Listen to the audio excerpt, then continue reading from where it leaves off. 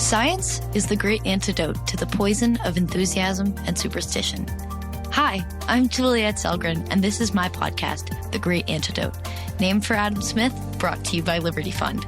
To learn more, visit www.adamsmithworks.org. Welcome back. If you at all followed the presidential election of 2020, or even if you were just alive during that time, you almost definitely heard claims of voter fraud or voter suppression coming from both sides. With another election coming up in 2022, I anticipate similar claims to reappear. Politicians at all levels of government have repeatedly claimed that the 2016, 2018, and 2020 elections were marred by large numbers of people voting illegally. Today, on May 18th, 2022, I'm excited to be talking to Walter Olson to address the myths and realities of election fraud. Walter Olson is a senior fellow at the Cato Institute's Center for Constitutional Studies and the author of several books. Welcome to the podcast. Hi, thanks for having me on. Before we jump in, what is the most important thing that people my age or in my generation should know that we don't? The best writing on this I've seen recently was by my friend Megan McArdle, who writes for the Washington Post. And she's got a bunch of good advice, such as pay people their compliments while they're alive instead of afterward. But the one that stuck with me was go to the party, even if you're tired, even if it's tempting to stay home and watch Netflix, especially when you're young, go out to the party because be boring 9 times out of 10, and then that 10th time, you'll meet someone. That is a good response. So let's jump in. My first question is kind of easy, kind of a blanket question. What constitutes voter fraud? Not as easy to pin down as you might think, because there's a lot of voter irregularity that is not voter fraud. And here you have, because elections are full of rules, one topic I've been writing about is when is it okay to take someone else's ballot and put it in the mailbox? Well, it depends on what state you're in. In general, though, even if you are violating the law of your state, it doesn't mean that you're committing voter fraud, because it doesn't mean that someone is voting who wasn't entitled to. It doesn't mean that someone has manufactured a vote. Voter fraud is this narrower concept, often involving people who are not qualified to vote, people who have misrepresented things in order to register. Is it voter fraud when someone who has residences in 2 states takes a very convenient approach to which state they're in, depending on which state has the interesting election this year? And all of us, tend to know some people who have done that. Well, again, you're close to a gray area there, because there you're getting closer to the line of votes that should not have been cast, rather than just votes that were, that violated some technical rule. And yet, you would have to interrogate the frame of mind. Maybe they did identify more with their vacation house that week. Very hard to prove. And because it's hard to prove, it's hard to police. And the fear that the election has been stolen has seemingly clearly intensified since 2016, where pretty much every election is followed by accusations that the winner was elected fraudulently or voters were suppressed or something. But before we talk about the recent elections, I kind of want to explore the past a little bit. I recently read this quote in the National Geographic that says, quote, "Gone are the days when bribes and voting by voice were commonplace at the polls. Today, secret ballots and improved security measures have largely ensured fair outcomes in elections," end quote. Was fraud in elections really prevalent in the past? And is it true that it's basically non-existent today? There's a lot to unpack in both halves of that, because if you look at American history, there was a lot of stuff that would set our hair on end now. There was intimidation where people were physically prevented from coming to the polls. People know about the race line, but it was also true that you could just be on the wrong side of a party dispute and they would beat you up, or they would physically block the roads to keep you from going to the polling place, or many other things.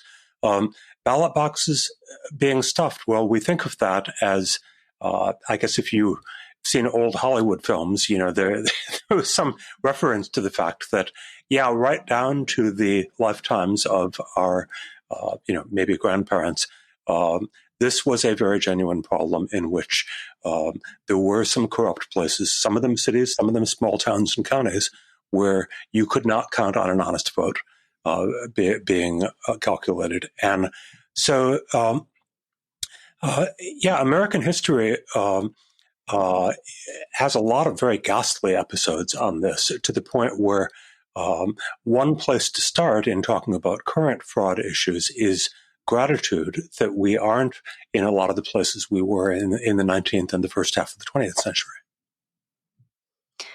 So then, I guess, what really is the technology? When did the change occur to get from when you were getting beat up and when there were bribes and all that stuff, and like the age of Jim Crow, where a lot of minorities were just completely basically barred from voting by other citizens? What changed?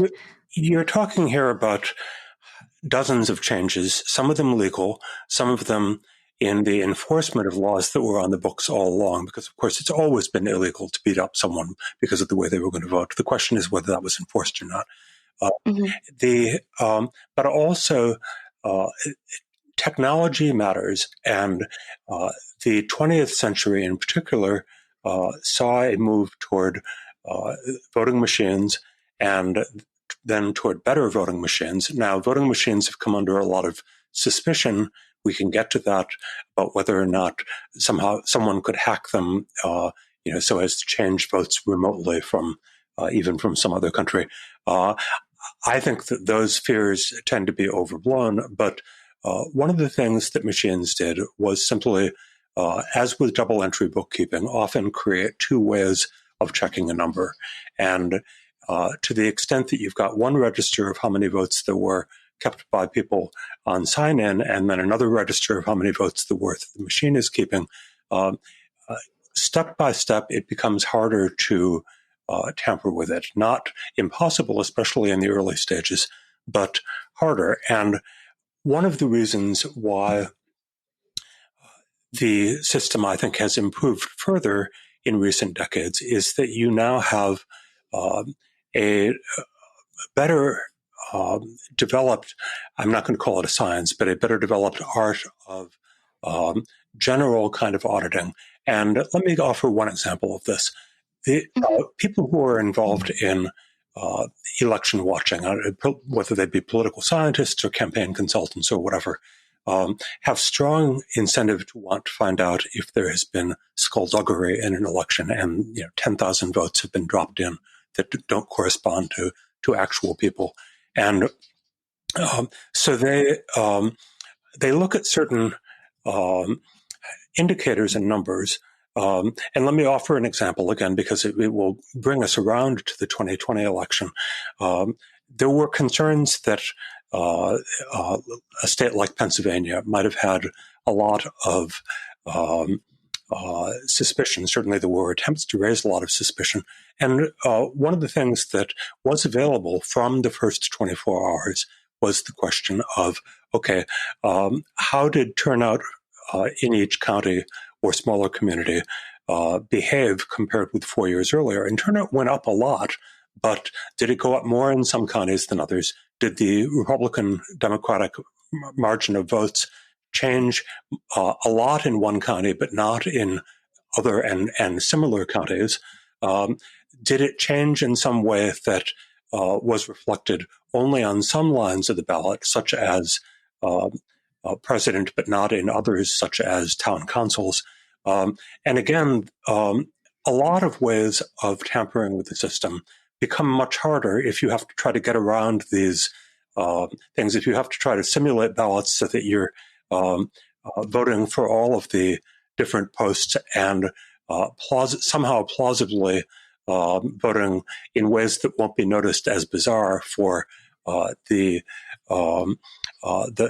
lower level posts. Again, each of these auditing methods, even the ones that look irrelevant, will catch certain types of skullduggery. And that's why very early on, before the former president started most of his PR campaign about the election has been stolen, the election has been stolen, using these rule of thumb type of checks, the voting experts that I know generally looked at these things and said, there sure are not suspicious patterns in Philadelphia. For example, the Republican suspicion is always that votes are being stolen in Philadelphia. Well, in fact, Trump did better in Philadelphia, which is in line with his doing better in big cities in general, while he was losing ground in the suburbs. Again, those indicia of something bizarre going on were telling a tale of, no indications of fraud. And so the litigation that resulted over a period of weeks and months, which was consistently lost by the challengers, was a little more understandable. Likewise, when there was an irregularity, and there was one county in Michigan that misreported its vote in an informal way, the machines didn't malfunction. The machines were fine, but the human factor meant that someone transmitted the wrong numbers. That immediately jumped out, and everyone could see that that county had misreported, and it was corrected within hours. It was a small county in upstate Michigan. And the conspiracy theories, I guess this is a topic of its own, but each of the areas that I've talked about, whether it be Pennsylvania ballot stuffing or that Michigan county, once the conspiracy theories started up, they are still going a year or two later about both of those. And there's nothing to either of those cases. It's just possible for people to talk themselves into, talk themselves way out on a limb as far as, maybe this was the, peak or revelation at some massive voter fraud system. We know more about voter fraud. Let me talk about areas where it's still, to some extent, a problem. There have been scandals. There was one in New Jersey, for example, and there was one in North Carolina, and each of them was somewhat different. Usually it involves access to a rogue local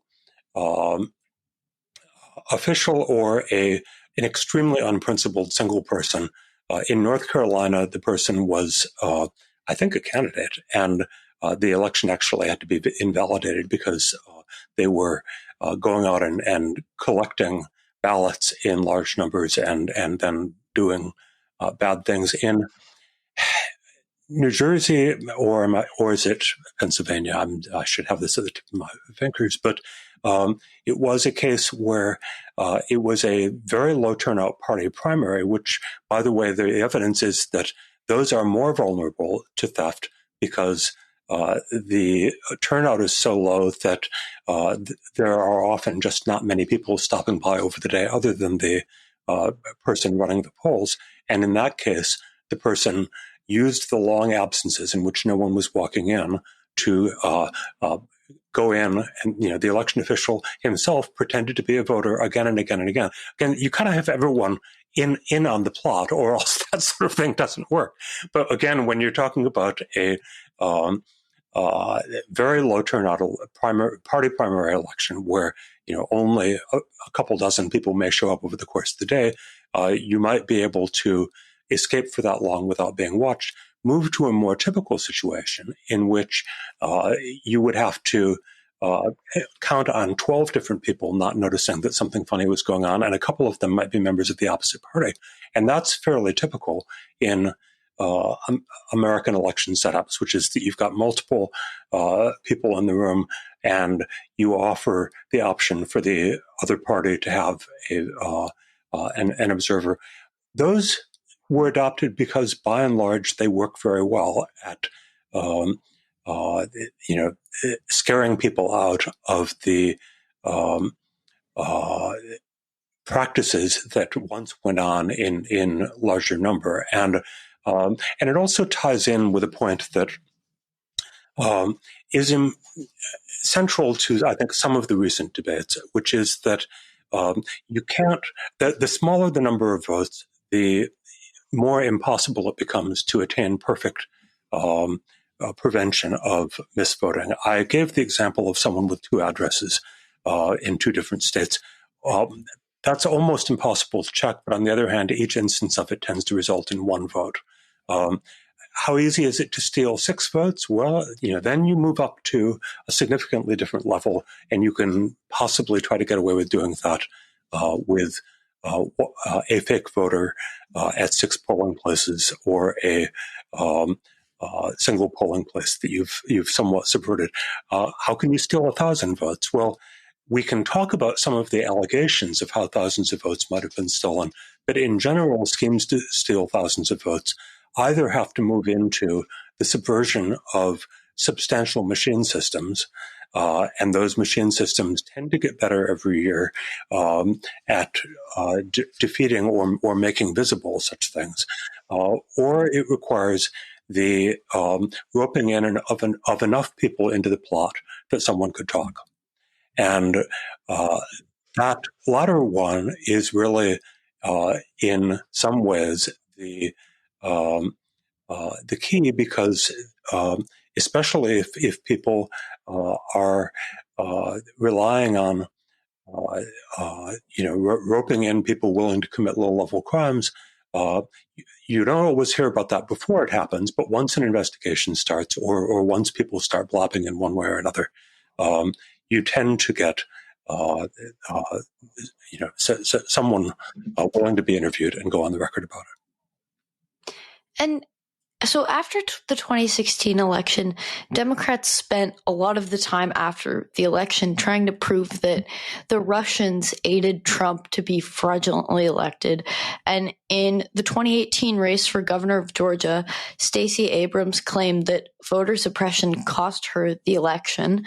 And then in 2020, for the presidential election, Trump claimed that the Democrats engaged in widespread voter fraud, probably more than thousands of votes even, and that's what lost him the election. And all of that led to, all of the stuff in 2020 led to the January 6th insurrection and the lawsuits by the Trump campaign against many states. And so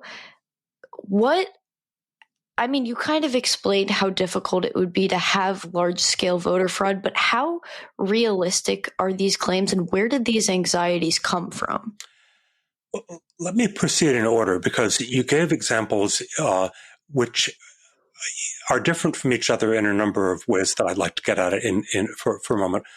First, the fears of Russian tampering with vote counts. It's obviously quite true that the Russians meddled in the 2016 election in a different way, that is, by using their information resources to obtain private emails, which they then released with deliberate timing in order to harm the candidate that they wanted to keep from being elected.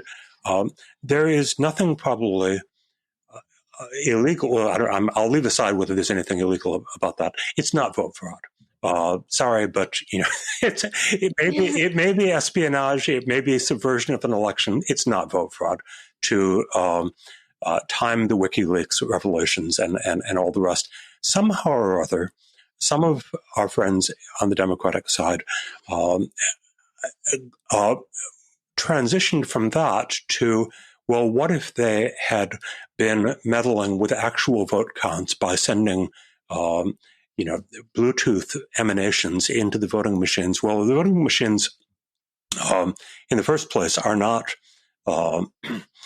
really particularly vulnerable to that. I mean, there are problems with election security that still need to be solved, but the remote tampering has not proved to be one of the big issues. And there really is zero evidence, and there never was any evidence, that the Russians or the Canadians or anyone else was tampering with vote totals. And yet you had millions of people who believed it. And you had, talk show hosts and various others. And this was not the first time. If you go back to the earlier election of George W. Bush, you had claims that voting machines made by a particular manufacturer, Diebold, which makes a bunch of different business equipment, because someone found that people connected with Diebold had made political contributions on the Republican side, an enormous edifice of conspiracy theory was erected on that. And you had, again, well-known talk show hosts and comedians. And I mean, why people would believe comedians on this is another question. But you had widespread suspicion of Diebold voting machines having somehow or other thrown the election.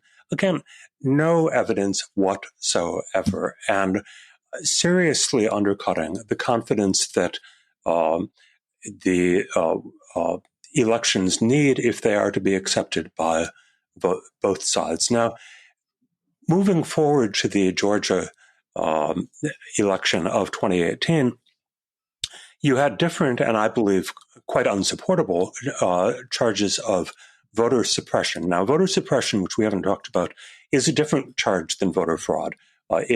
People arguing against certain ballot practices, such as removal from the registration rolls of people who haven't responded to mailings and haven't voted in a couple of cycles, is a typical issue that has been an issue all along for, as long as any of us have been around. They've had to make decisions about how vigorously to scrub the voter rolls of likely non-voters, people who probably are no longer there to vote, but have been left on the rolls. Some states are vigilant about this, and when you knock on a door from a voter registration list, most of the names correspond to people who answer the door, or at least are living there. Other states are incredibly lax, and many different problems result. And not only for door knockers who find that 2 out of 3 people on the lists they name may not have lived there in years, but also for fears of fraud, and for all sorts of practical reasons, such as how do you calculate turnout rates if you have seriously outdated voter registration rolls that include people who haven't lived there for 8 years? So Georgia, which ironically is far from the most extreme state on many of these different issues, but Georgia wanted to go in what has long been accepted as, one legitimate direction of, we want up-to-date voter rolls. We want to give people a chance to respond if we're thinking of eliminating them, but otherwise they have to re-register, and they can check online to see whether or not they've been eliminated if for some reason they haven't voted in several cycles and worry that their names have been taken off and they've missed all the mailings. That they still can check. For Stacey Abrams, a lot of these things and many miscellaneous issues, such as the moving of polling places. Again, if you talk to local election administrators, there are nonpartisan reasons why a tremendous amount of this stuff is in constant flux. The last place you used for a polling place won't let you use it again. I mean, because so many of these are private places like churches or whatever, or it's no longer big enough capacity because so you move to a larger space, or voting has been declining and now everyone has cars, so you don't need to put everything within walking distance. Well, these, to me, are judgment calls, and to some of Stacey Abrams' followers, they are deliberate racialized attacks on voting, where if you consolidate the number of polling places in a county from 8 to 4, you do that in order to make it harder for people to vote. Now, it's very hard to win the battle of your motivation is terrible. No, your motivation isn't terrible. To me, most of these issues are ones where, a plausible explanation has usually been offered for why they want to move the voting place or have a different approach to early voting or whatever, or early voting just to explore 1 or 2 of the issues on that. Early voting makes voting more convenient, and there isn't really all that good evidence that it increases the overall amount of voting, because it tends mostly to take votes from Election Day. But even so, you might think, well, that's good too, because it means Election Day is less crowded. That was certainly an important argument during the pandemic when people didn't want Election Day to become a super spreader event. Might not really increase the total amount of voting. But on the other hand, running 2 weeks or 3 weeks of early voting has its own costs. In particular, you've got to get those community volunteers out all of a sudden, perhaps a couple of dozen days instead of just a few days. So you run into practical problems. Where Georgia found itself in such straits was that every one of these issues was being prosecuted in the court of public opinion as if it were, flaming racism and attempts to suppress people's votes. And Stacey Abrams pieced together arguments, even on her own terms. I think they were very poor arguments because the numbers involved were simply too small to have overcome the amount by which she lost the election. But I want to update it a bit because I've kind of taken Georgia's side. And in the 22 election cycle, we are speaking before the Georgia primary, but not before a lot of the Georgia early vote. And the Georgia early vote, under the same procedures that have been attacked as voter suppression, has boomed. Huge numbers more of Georgia voters are engaged in early voting. So the suppression, if suppression it was, sure didn't work. People, and if you think about it, especially with things like early mail voting, there is no way that someone who is intent on voting and is paying reasonable attention to making sure that the ducks are in a row as far as requesting the absentee ballot, making sure they're still registered and so forth. It's very, very unlikely that those people will actually be prevented from voting. Debates about convenience are worth having, but they are not the same as debates about whether people are being disenfranchised. And that's the confusion that we've seen so much of in the past couple of years. It seems to me as though almost all claims of voter suppression assume an inherent bad intention, even if that's not necessarily the case. I mean, President Biden called the recent voting reform in Georgia Jim Crow 2.0. How accurate is that comparison?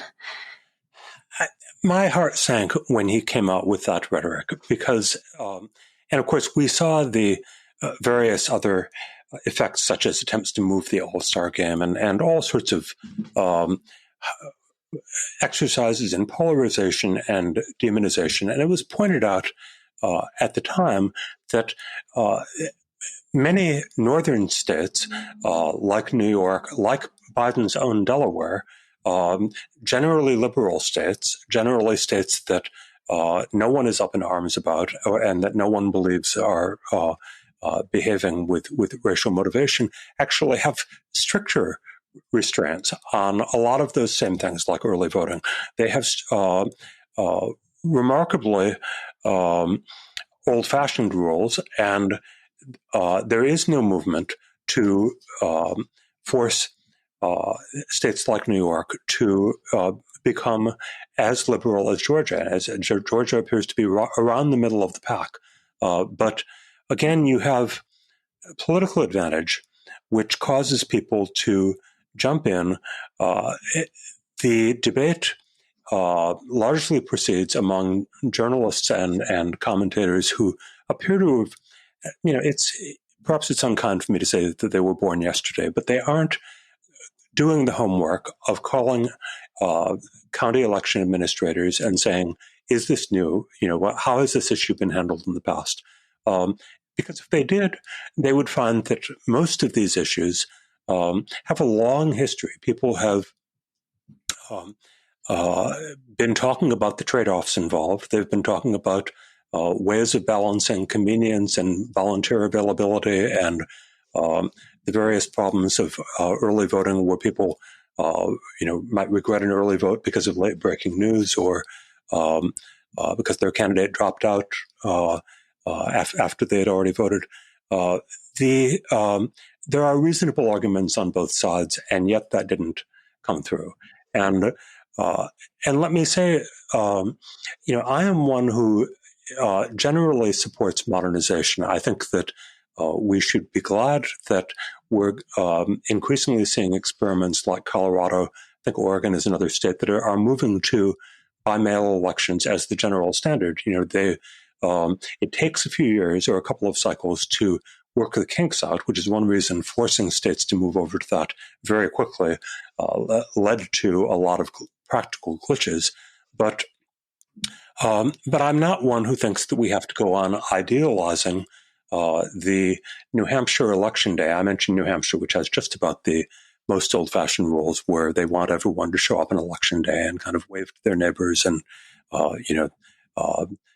say hello to the people electioneering outside. That's lovely, but it doesn't necessarily fit all modern lifestyles. I mean, Colorado is kind of a definition of a place that has modern lifestyles and where the convenience of being able to vote without setting aside the visit time is probably more highly valued. So what are the biggest, or I guess loudest, allegations of voter fraud, and what are your responses to those claims? Well, it's at this point that we really have to get to the claims about the 2020 election because they dominate the landscape. They're like cannon fire. They are so numerous. They flood the zone.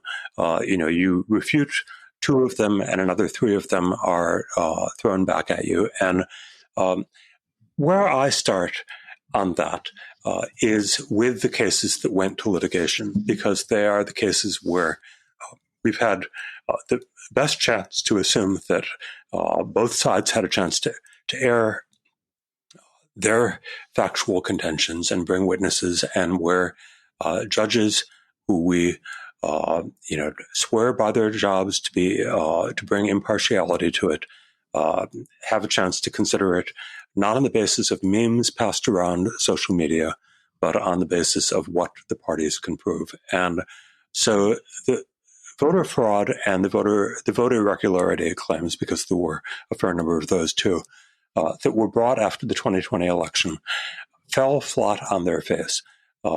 You will hear sometimes from the Trump people that the courts never reached the actual facts because they threw the things out on procedural grounds or standing grounds or jurisdiction grounds or other lawyerly things.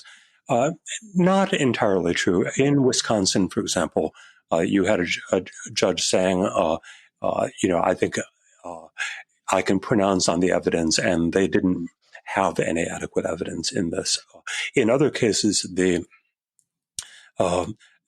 one reason the case failed was that they simply could not make out any plausible series of facts that a jury could credit. And so right then and there, you have a lot of the biggest claims involving the states that were closest, whether it be Pennsylvania, Arizona, or others. You have the judges looking at them and rejecting them. Then you proceed to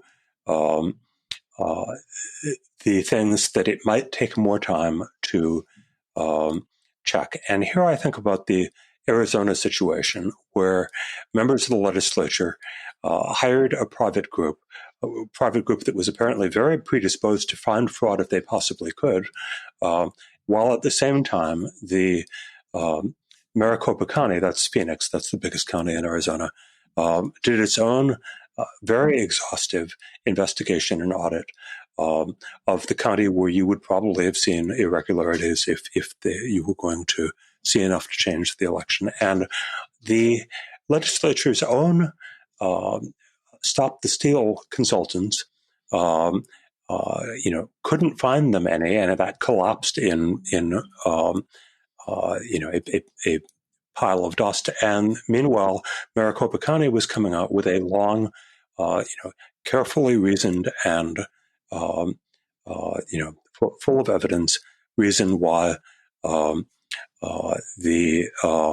there is no reason to find the results in that leading county suspect. The election, by the way, was presided over by a Democratic registrar of votes, but he was defeated by a young Republican. The Republican presided over the audit, which found no misconduct or miscounting of votes. So those sorts of backward looking audits, and Georgia again had a hand recount. Now, a hand recount is exactly what it sounds like. You don't simply count on the machines having tabulated it correctly. You look at all the individual ballots, and the Georgia hand recount confirmed again and again and again. Now, we could spend all day going over theories, from the wacky theories about Dominion voting machines, which led to defamation cases, which judges are allowing to go forward against various conservative media that spread those claims, very kind of textbook defamation, in that they took a named private company, accused it of gaudy Baroque fraud on the very issue where being trusted is a precondition for their selling any more of the product. And it all blew up. No one ever showed that there was anything wrong at all about Dominion voting machines, beyond which there were funny details, such as in Wisconsin, the counties that used Dominion voting machines tended to be small ones where Trump won. But anyway, so it all was just it's hard for me to be as caustic as it deserves. It was appalling disloyalty to the interests of their listeners, to the interests of America. It was an attempt to undermine public confidence in something that where it's very, very dangerous to undermine it. And then recently, or most recently, as of the time we're talking, there's an attempt to get behind the idea that ballot harvesting somehow made the difference. Now, we haven't talked about ballot harvesting, and it's an interesting issue. Again, I think that there there's a real underlying set of issues that it is appropriate to be concerned about there. Ballot harvesting is the practice by which one person's vote, absentee vote, can be given to another, and then either dropped in the mail or bundled and taken to a drop box or a polling place. And this practice in the states varies very substantially on that. A typical law in many states is you can only do this for a family member, or you can only do this maybe for 3 and no more than 3 people. The idea being that that's enough to cover the cases, the occasional disabled person who needs a caretaker to do it, the occasional homebound person or busy person who relies on a spouse or a parent. But California legalized much more permissive ballot harvesting, and it was used as a political tool. Democrats used it to go out and hire someone to collect 100 or 200 or more ballots. It was done through unions. It was done through various political organizations. And the dangers are real, in my view. There are dangers of people being improperly influenced by someone standing over them who may be a union steward. In fact, California went back and banned the element by which bosses could demand that their workers come in with absentee ballots. I mean, obviously that's going to be misused. So it's nice that bosses can't. As I understand it, unions still can, or local political bigwigs. And I would worry about it in a lot of other contexts. You may have a patriarch of a family who wants to look at everyone's vote and then drop all 15 of them in the mail. I like the old idea of privacy. The old slogan used to be, "It's just you alone in the voting booth." Powerful people in your life may be expecting you to vote one way, but you can vote your conscience because it's just you alone in the voting booth. So there's improper influence and there's privacy that are at risk when you allow people to intrude too much into other people's voting processes.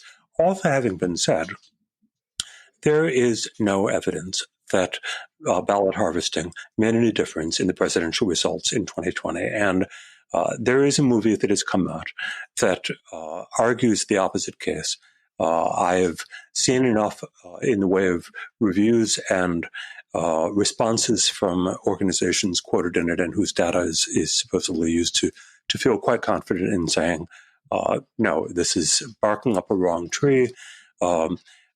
Many of the things that it tries to cast doubt on, and indeed the first one that anyone tried to check was someone casting 5 votes in Georgia.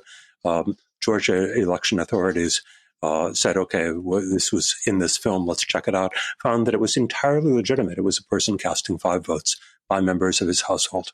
And so the and one of the things to bear in mind about ballot harvesting is that even if you believe that it is worth regulating, even if you believe that it might be worth going after violations of the regulations, courts will very often say that doesn't invalidate the vote.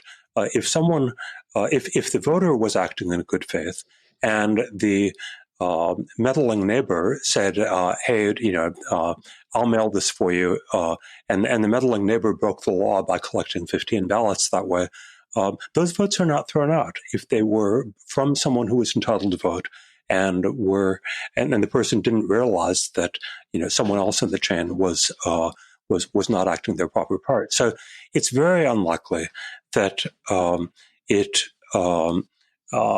made even 1/100th of the needed difference in any of the states. It's just a red herring.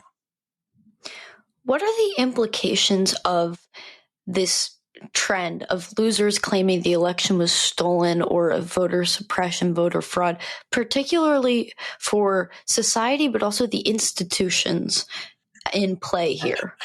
It has terrible implications. If you look at the elections themselves, you find that higher percentages on both sides, but especially these days among Republicans, but it also has happened among Democrats, are unwilling to accept the verdict of elections, believe that maybe something bad happened and I don't have to treat them as having been legitimately elected. Well, that has lots of consequences. One of them can be that people are less likely to vote.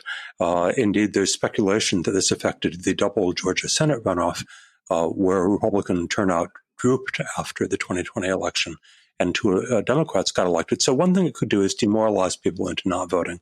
But another thing that it does is to take them one step toward the other results of considering the government illegitimate, which is breaking laws, which is potentially engaging in riots or civil disorder, not stepping forward in the ways in which a healthy polity does to feel that we're all Americans and we, much as we may disagree at election time, we have the wider things that unite us, and we want to, we want all Americans to thrive and prosper, and because we appreciate the free country. Now, those listeners who were alive or were at least teenagers during 9/11 may remember a couple of weeks in which the fact that there were outside forces that were willing to kill thousands of Americans kind of made people wake up and say, look, the differences we were just arguing about between Republicans and Democrats is not that they're unimportant, but we need to hang together against some of the things that threaten all of us. And then over time, these things dissipate and the polarization gradually takes over again. And the urge to win the short-term battle against someone in an election begins to seem bigger than the things that we have in common. But in distracting us from the things that we have in common, there are few things that are as effectively toxic as treating each other as having stolen elections. It should be saved for, it's a very serious accusation that should be saved for instances where we are very sure that we have a lot of good evidence and examples that people know well from both parties. In 1960, Richard Nixon's advisors said that irregular votes in a couple of states, were probably big enough to give him a chance to contest his very narrow election loss to John F. Kennedy for a long time. He correctly, I think, said no. That would be bad for the country. It's too uncertain whether or not we actually have a case that would change the result.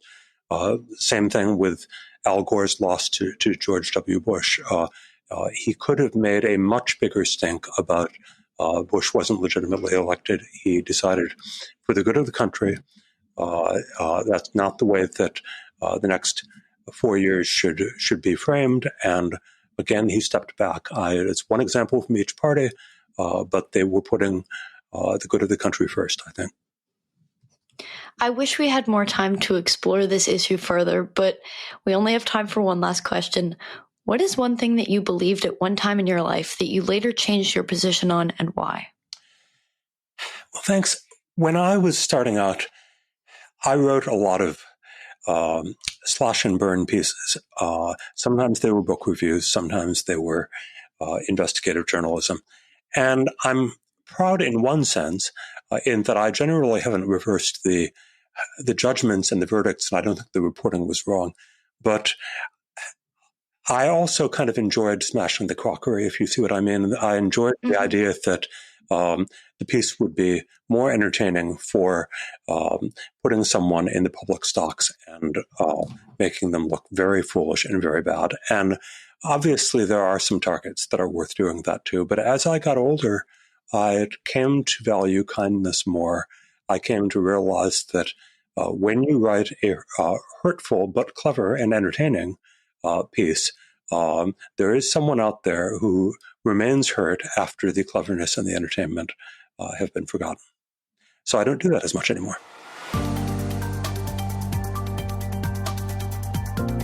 Once again, I'd like to thank my guest for their time and insight, and I'd like to thank you for listening to the Great Antidote podcast. The Great Antidote is sound engineered by Rich Goyette. If you have any questions, any guests or topic recommendations, please feel free to reach out to me at thegreatantidote@gmail.com. Thank you.